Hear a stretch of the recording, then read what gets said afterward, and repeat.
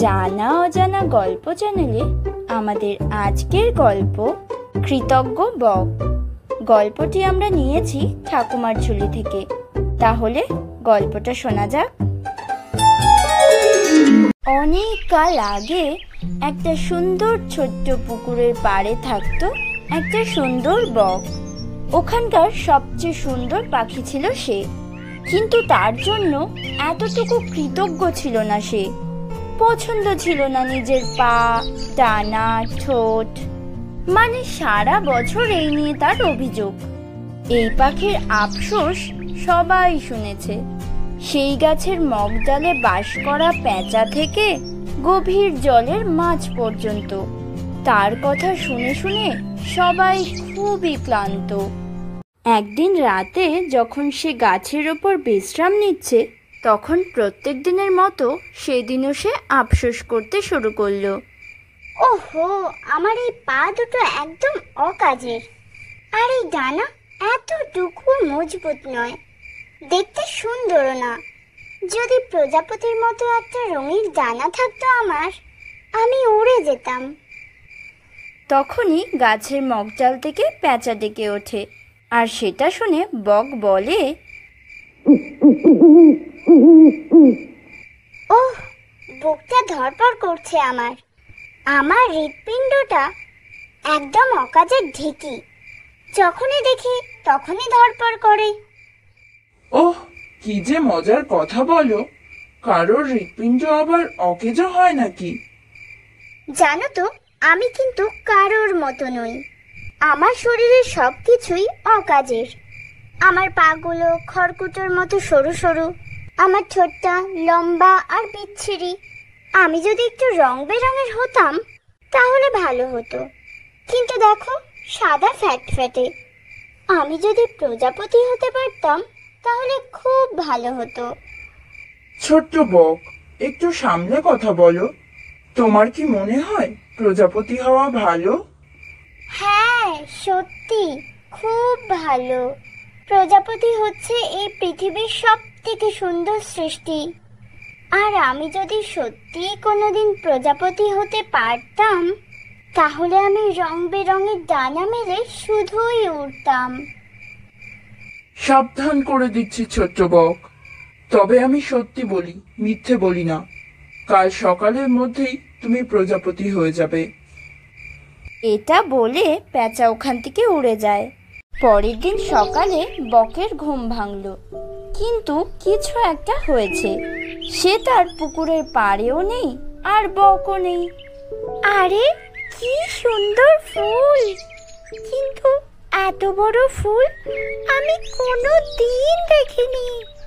আরে, আমার পেছনে এটা কি? এটা তো পাখনা। তাহলে কি আমি আর বক নই? আমি প্রজাপতি হয়ে গেছি। সত্যি, বকের ইচ্ছে পূর্ণ হয়েছে। এখন সে রূপান্তরিত হয়েছে খুব সুন্দর এক প্রজাপতিতে। তার ডানায় কত রং, সূর্যের আলোয় অপরূপ দেখায়। সে তার রং বেরঙের ডানাগুলো সবাইকে দেখালো। যত পারল উঁচুতে উঠে ফুল, মৌমাছি সবাইকে তার ডানা দেখালো। ঠিক সেই মুহূর্তেই একটা ঈগল তাকে তাড়া করলো।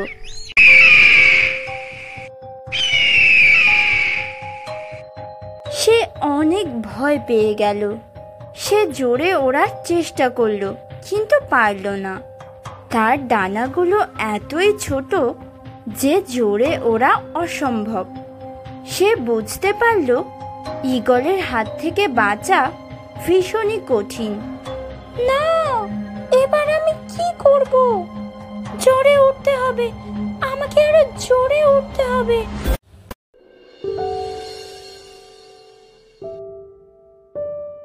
শেষ পর্যন্ত সে একটা ঝোপের আড়ালে লুকিয়ে পড়ল, আর ঈগলটাও তাকে না খুঁজে পেয়ে চলে গেল।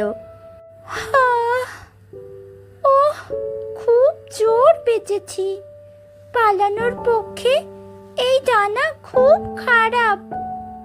এখন কি করি? সেই মুহূর্তেই একটা ব্যাঙ তাকে দেখতে পেল।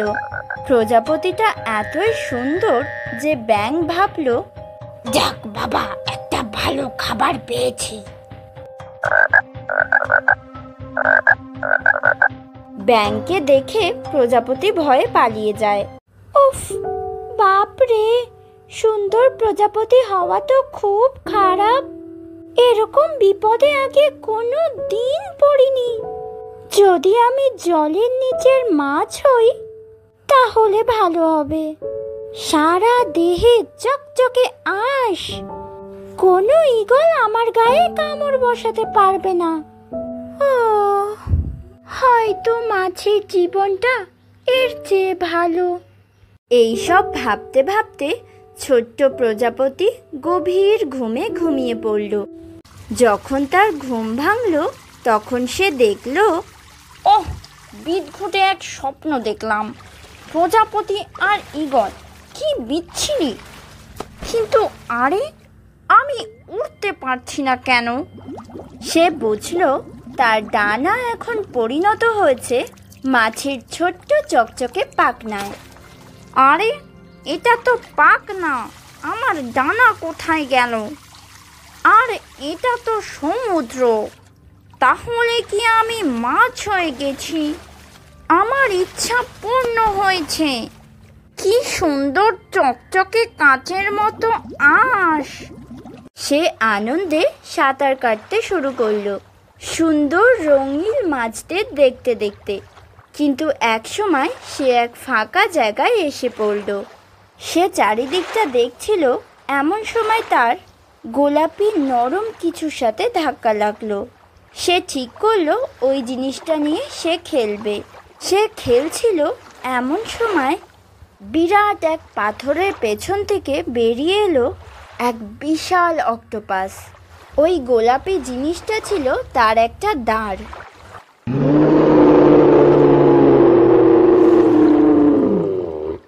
আর মাছটা ওটা নিয়ে খেলায় সে খুবই বিরক্ত। তাই সে মাছটার ওপর রেগে যায় আর মাছটাকে ধরার জন্য তার পিছু নেয়।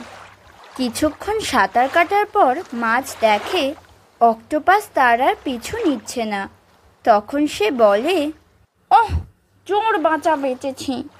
সমুদ্রেও যে এত বিপদ আশা করিনি আমি। মাছের এই কথা শুনে হঠাৎ করেই কোথা থেকে পেঁচা চলে আসে আর বলে, বিপদ সব জায়গাতেই আছে মাছ, এখন তো জেনে গেছো। তুমি কে গো? আমি কি তোমায় চিনি? না, তা তো আমার মনে হয় না। কিন্তু তোমায় চেনা চেনা লাগছে। ওহো, কিছুতেই তুমি আমায় চেনো না। সমুদ্র কত বড় তুমি কি সেটা জানো না?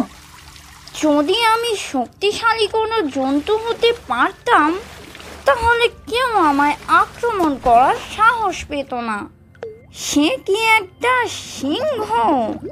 ইস, আমি যদি সিংহ হতে পারতাম তাহলে কতই না ভালো হতো। ও, এই ব্যাপার। চকচকে আঁশে ঢাকা মাছ হয়ে তুমি খুশি নয় বুঝি? যদি তুমি এটাই ভাবো আর এটাই চাও তাহলে যেন তোমার ইচ্ছে পূর্ণ হয় মাছ। এটা বলে পেঁচা ওখান থেকে চলে গেল আর তারপর মাছ ঘুমিয়ে পড়ল। ঘুম যখন ভাঙল তখন সে দেখে একটা জঙ্গলের মাঝখানে সে দাঁড়িয়ে আছে। আরে, এটা তো জঙ্গল। এখানে কি করছি আমি?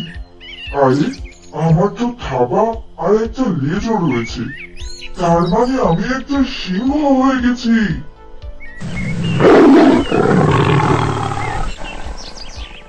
সে এত জোরে গর্জন করে উঠল যে গাছের পাতারা সব কেঁপে উঠল। আমি সিংহ, এই জঙ্গলের রাজা, এই পশুদের রাজা। কেউ আমার ক্ষতি করার সাহস করবে না। তারপর সে রাজকীয় ভঙ্গিতে ঘুরে বেড়াতে লাগলো। ছোট ছোট প্রাণী দেখলে হুমকার দিত আর তারা সেই হুমকার শুনে পথ ছেড়ে দিত।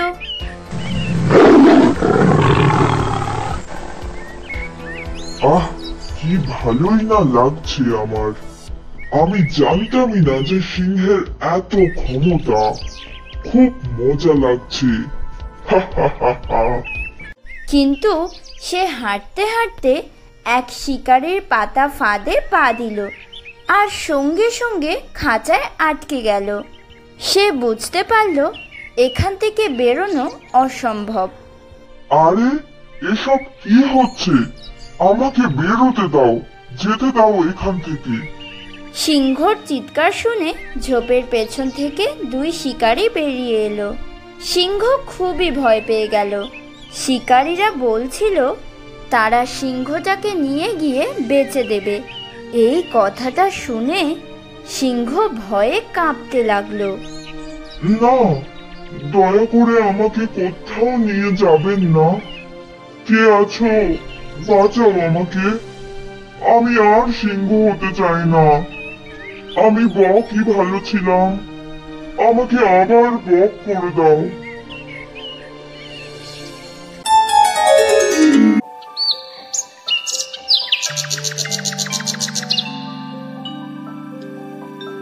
ওহো, যাক বাবা, এতক্ষণ তাহলে আমি স্বপ্ন দেখছিলাম। আমার কপালটা সত্যি খুব ভালো। এতক্ষণ পর নিজের রূপ ফিরে পেয়ে আমি খুব খুশি।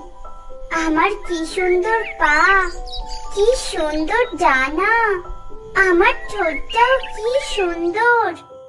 আমি সত্যি আমার এই শরীরটা নিয়ে খুব গর্বিত। বক তার শিক্ষা পেয়ে গেছে। নিজের যা আছে তাই নিয়েই কৃতজ্ঞ থাকতে হয়। একটা স্বপ্ন তাকে সেই শিক্ষা দিয়ে দিল। বা আদেও ওটা কোনো স্বপ্নই ছিল না, সবকিছুই সত্যি হলো তার সাথে।